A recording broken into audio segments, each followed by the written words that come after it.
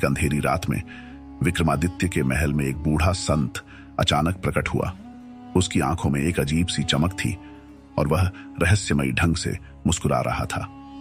राजा विक्रमादित्य ने संत का स्वागत किया, लेकिन संत ने सीधा कहा, महाराज, यह केवल मेरे छद्म रूप में तुम्हारे सामने हूं।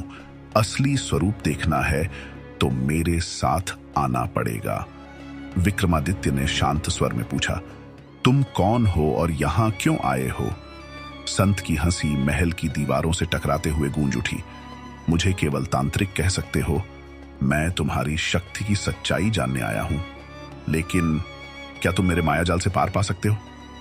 इस पर विक्रमादित्य ने हंसते हुए उत्तर दिया, तुम्हारे जादू के पीछे छुपी सच्चाई को समझने की कोशिश तो जरूर करूंगा। तांत्रिक ने एक काला धागा विक्रमादित्य को पकड़ाया और कहा, इस धागे को पकड़ते ही तुम मेरी दुनिया में पहुंच जाओगे। यदि तुम वहां से वापस लौटे तो तुम सच में महान राजा हो। विक्रमादित्य ने धागा पकड़ा और अचानक चारों ओर एक घना अंधकार छा गया।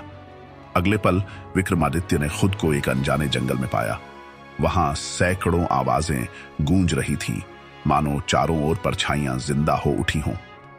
तभी एक रहस्यमयी आवाज ने विक्रमादित्य को चौंका दिया, राजा विक्रमादित्य, क्या तुम जानते हो कि यह केवल शुरुआत है? विक्रमादित्य ने आत्मविश्वास से उत्तर दिया, शुरुआत हो या अंत, सत्य का सामना मैं जरूर करूंगा। पर तभी जंगल में से एक परछाई विक्रमादित्य की ओर बढ़ी और ठहाके लगाते हुए बोली, राजा, क्या तुम इस जंगल से बाहर निकलने का रास्ता जानते हो, या मेरी शक्तियां तुम्हें भी यहीं बंद कर देंगी?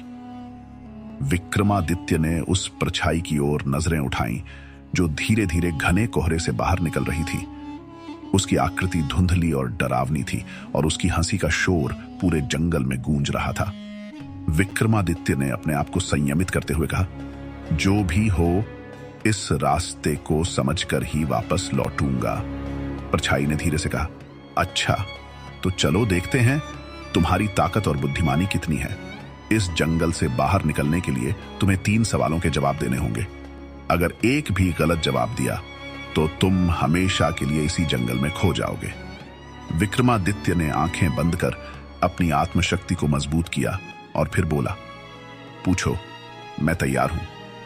परछाई ने अपना पहला सवाल पूछा, वह क्या है जो हमेशा चलता है, कभी रुकता नहीं, पर किसी को दिखाई नहीं देता?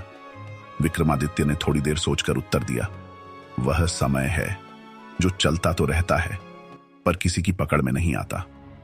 परछाई थोड़ी चौंकी, लेकिन उसने मुस्कुराते हुए कहा, ठीक है, चलो दूसरा सवाल सुनो। उसकी आवाज में अब एक गंभीरता आ चुकी थी।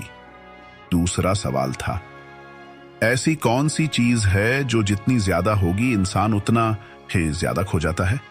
विक्रमादित्य ने आंखें बंद कर मनन किया और फिर उत्तर दिया, वह लालच है। जितना ज्यादा इंसान के पास हो, वह उतना ही उसमें खो जाता है। परछाई का चेहरा अब थोड़ा गंभीर हो गया। उसे समझ में आने लगा था कि विक्रमादित्य सरलता से हार मानने वाला नहीं है। उसने आखिरी सवाल पूछा, बता, ऐसा कौन है जो मरने के बाद भी जिंदा रहता है?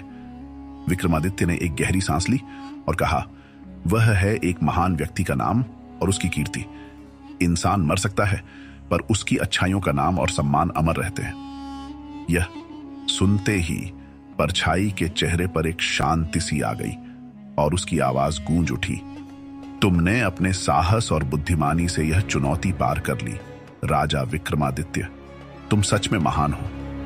जंगल का अंधेरा धीरे धीरे खत्म होने लगा और विक्रमादित्य ने खुद को वापस अपने महल के दरबार में पाया।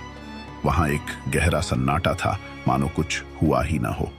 लेकिन विक्रमादित्य के मन में उस तांत्रिक और उसकी रहस्यमयी दुनिया की छवि हमेशा के लिए बस गई।